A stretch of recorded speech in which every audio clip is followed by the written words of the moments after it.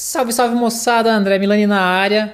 E hoje eu tô aqui para contar um pouco das aventuras que eu tive na minha vida como empreendedor. As coisas que eu já aprontei, os negócios que eu já tentei montar, que não deram certo, os que deram também. Então fica ligado aí para esse bate-papo que vai ser muito legal, porque tá começando mais um...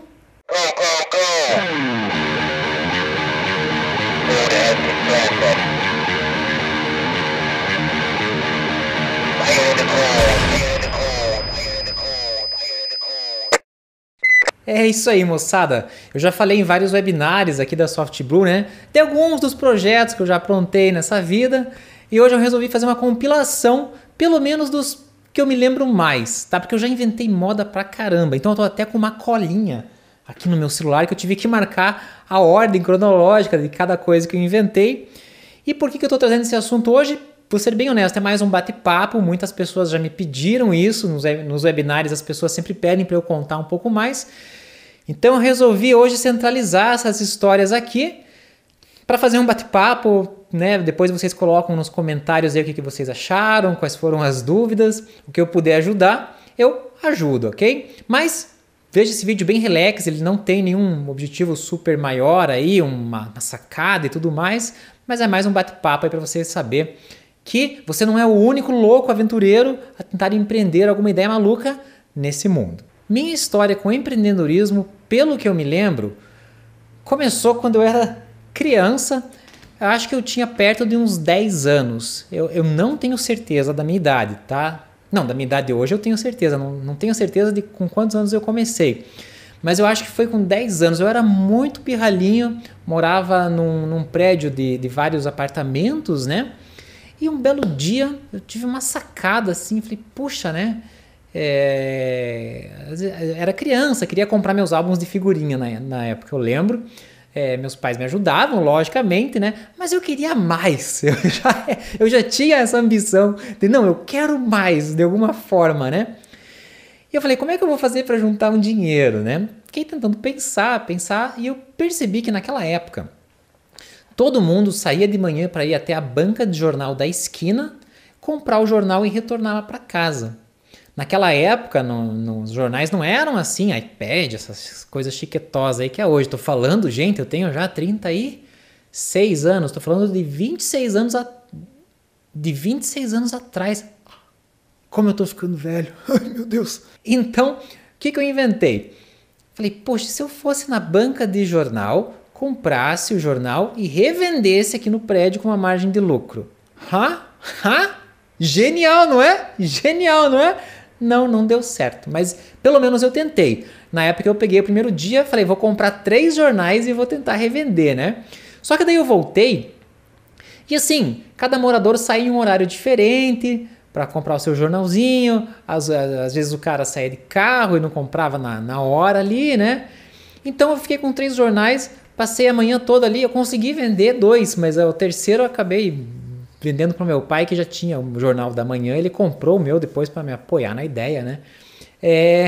Mas ficou... Aí eu falei, puxa, né? Não deu muito certo. Essa foi a primeira ideia. Passado alguns anos, tá? Naquela época eu não resolvi o problema, tá? Então saiba que todo mundo tem que saber lidar com frustração. Faz parte da vida. Quando eu tinha mais ou menos uns 13 anos, eu tinha videogame em casa, né? Não lembro se nos meus 13 anos eu tava já com o Mega Drive ou Super Nintendo, mas foi um desses dois aí. Ou foi Nintendinho 8 bits, acho, não lembro. Mas eu tinha várias fitas em casa. E tinha aquela moda de trocar fita, né, com os vizinhos e tal. Pega essa aqui, me empresta essa tal. Aí eu fui querer meter o nariz no negócio aí e sugeri pro pessoal alugar minhas fitas de videogame. Olha como eu sou safado.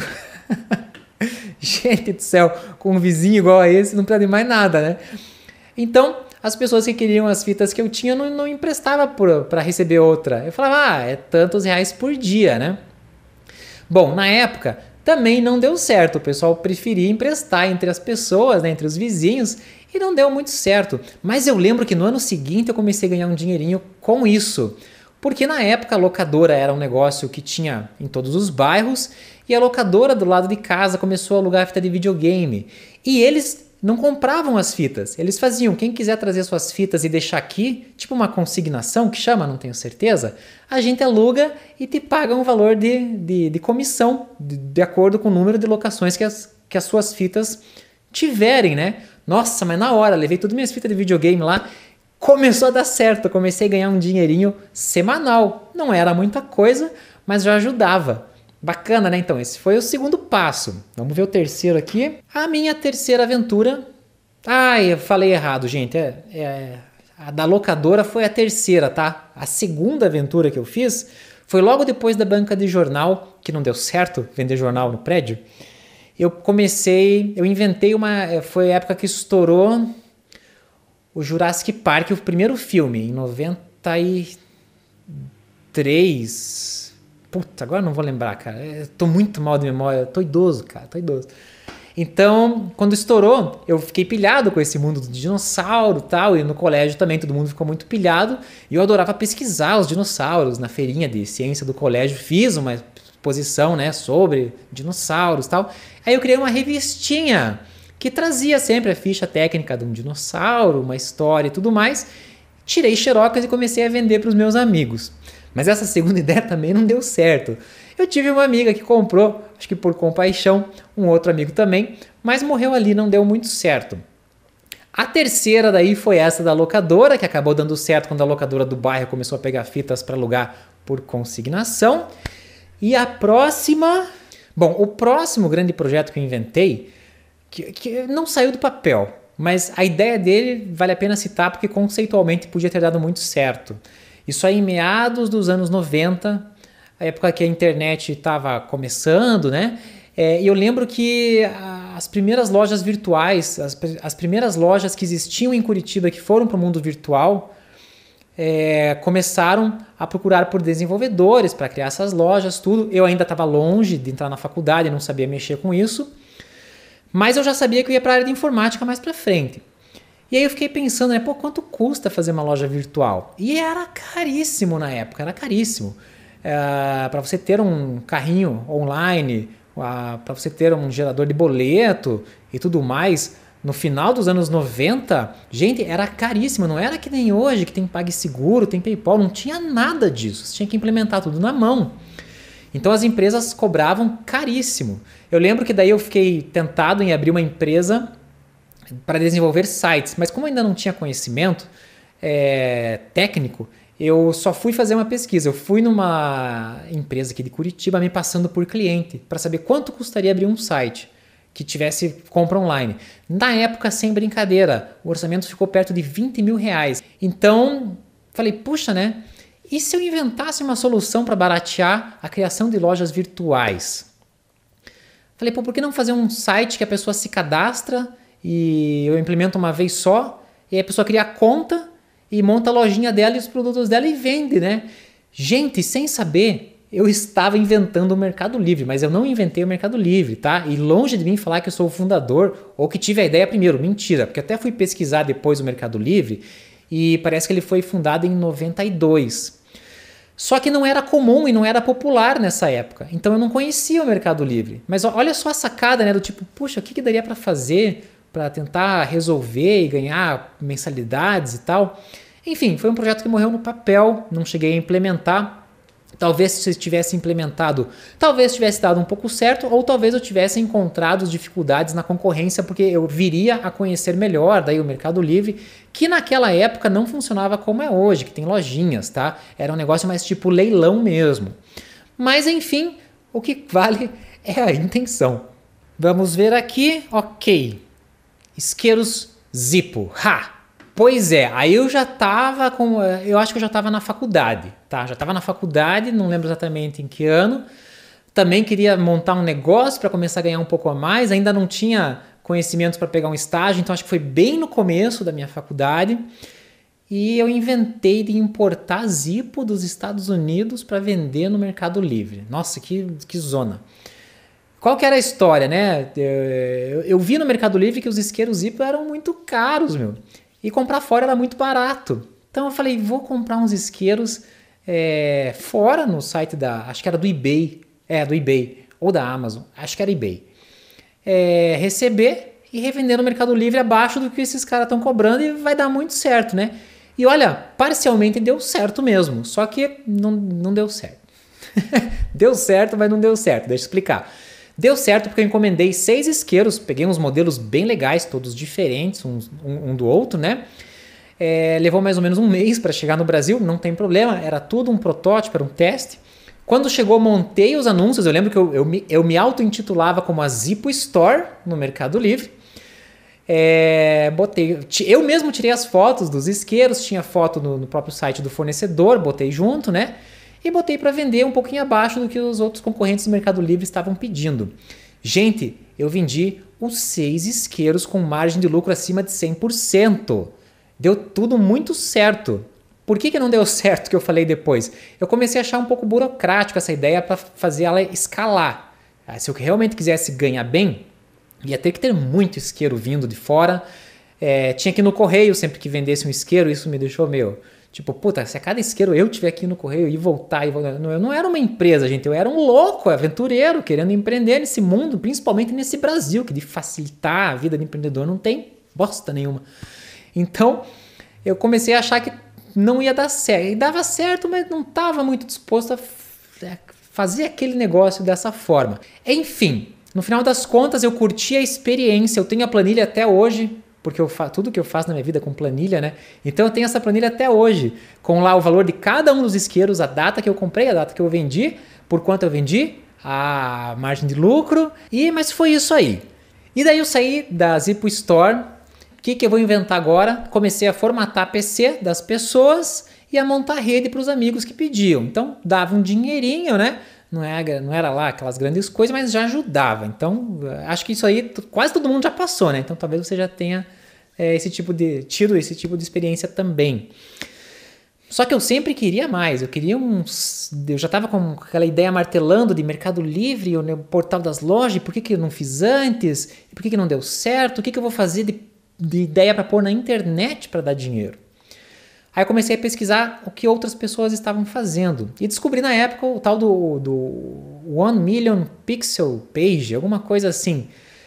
Não sei se você está familiarizado, mas era um site que o cara disponibilizou 1 milhão de pixels na tela e você comprava cada pixel por $1. E eu não sei como, mas eu não sei como mesmo. A ideia do cara começou a bombar e as empresas começaram a comprar pixels para fazer sua marquinha. Então, se você procurar no Google pela 1 Million Page, põe isso aí, eu acho que você vai encontrar. E o cara conseguiu vender 1 milhão de pixels a $1 cada um e faturou quanto? Vamos fazer a conta, 1 milhão vezes 1, $1 milhão. Eu fiquei louco com aquilo, falei, também quero fazer essa coisa aí. Tentei fazer no Brasil, a versão Brasil. Não teve venda nenhuma. Acho que eu, para divulgar um negócio, eu sou péssimo. Ou é o tipo de negócio que só dá certo uma vez, né? Enfim, não deu certo, daí eu inventei uma nova. Eu falei, cara, e se eu fizesse uma página que em vez de vender pixel, eu vendesse espacinhos pequenos para a pessoa colocar a foto do seu cachorrinho de estimação. E é uma página que vai ter 1000 posições e eu vou vender os espacinhos ali. Aí quando a pessoa clica em cima do espacinho do cachorro, aparece o nome, o que ele gosta de comer, que tipo de arte ele faz em casa. Eu viajei com essa ideia, chamei um amigo meu para ajudar. A gente desenvolveu o site, mas também não vingou. Então, você tem que saber lidar com frustração, principalmente no Brasil, onde até as coisas que deveriam dar certo, que não é o caso desse site, mas até as coisas que deveriam dar certo, não dão, certo? Por quê? Porque é muita burocracia, complexidade, e você precisa se esforçar 3 vezes mais do que em outros países que talvez dessem certo antes, né? O governo é nosso sócio, se você tem despesa, ele taca o fogo, se você tem lucro, ele quer a parte dele, para depois superfaturar a obra, né? A gente sabe como é que essa merda funciona aí. Então, não desanime, continue. Certamente uma hora você acerta a mão. Mas acabou por aí, Andréas Loucurada? É claro que não. É claro que não. Uma mente perturbada não consegue ficar no cantinho quieta, né?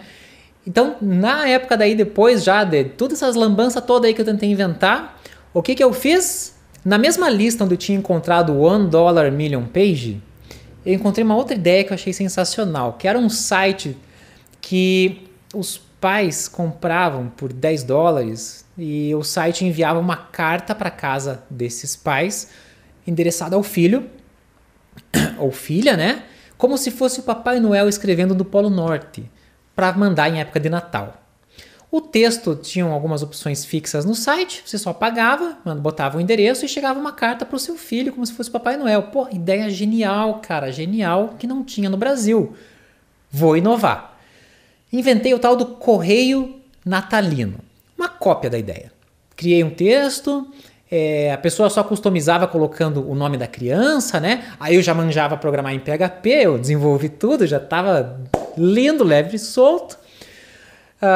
Preparei a artezinha da carta, né? Escolhi uma fonte legal, comprei todo o material para fazer, envelope, o selo, inventei o selinho natalino, comprei um carimbinho, não, mandei fazer, né? Desenhei o carimbinho como achei que podia ser. Gente, eu fiz tudo para o negócio executar. Gente, o negócio executou, só não deu lucro, tá? Mas na época eu lembro que eu consegui comercializar 96 cartas. Só que faltou muito de visão empreendedora. Na época eu cobrei R$20, eu acho, porque o envio era quase 5 da carta. Não lembro. Eu cobrei pouco, cobriu as contas que eu tive com os gastos de carimbo, tinta da impressora, que era um negócio muito caro na época.